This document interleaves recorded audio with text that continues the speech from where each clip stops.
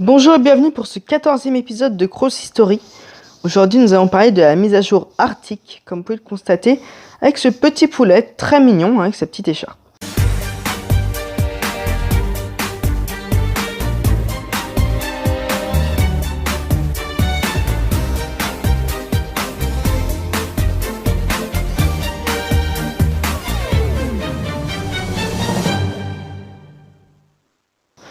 Donc la mise à jour est sortie en août 2016, donc il y a un an, au moment où je tourne cette vidéo.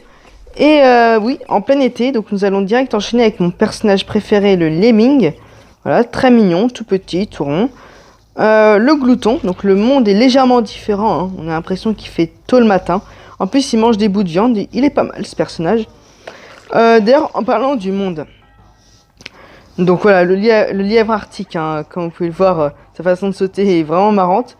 Mais juste au sujet du monde, le monde il est plutôt décevant en lui-même, hein. Juste un monde arctique banal, on va dire. On a déjà vu ça.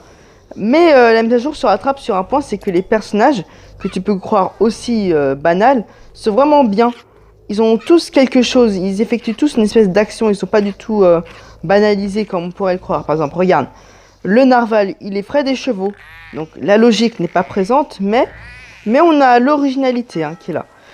Même avec le morse, tu vois, il effectue des tremblements, chose que quasi aucun personnage ne fait.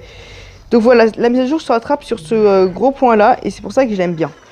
Nous avons ensuite le pingouin perdu. Donc là aussi, tu peux croire que c'est juste un vieux pingouin tout moche, mais non. Il est quasi automatique en fait. Quand tu es sur du trottoir, le mec il glisse, donc ça je trouve ça pas mal.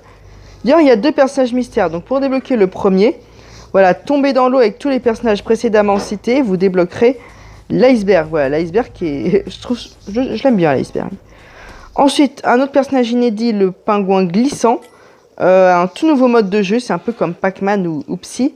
C'est un nouveau mode de jeu et c'est un peu dur à jouer, j'avoue. J'ai pas fait un super score, je crois que c'est 75. Mais ça change et c'est bien que Crossroad il fasse des trucs comme ça. Pour débloquer le second personnage mystère, jouer avec l'ours polaire. Sur ces espèces d'iceberg que je suis en train de traverser, normalement il y a des... Quand on ne l'aurait pas fini, il y a des quêtes avec des déchets à ramasser et des détritus. Quand vous aurez réussi toutes les quêtes, vous aurez débloqué le phoque. Voilà, le phoque avec sa petite balle. Voilà, c'est bien fait, très bien. Il est sympa aussi, mais un peu dur à débloquer quand même pour ce que c'est. On est d'accord. Cette mise à jour est vraiment bien.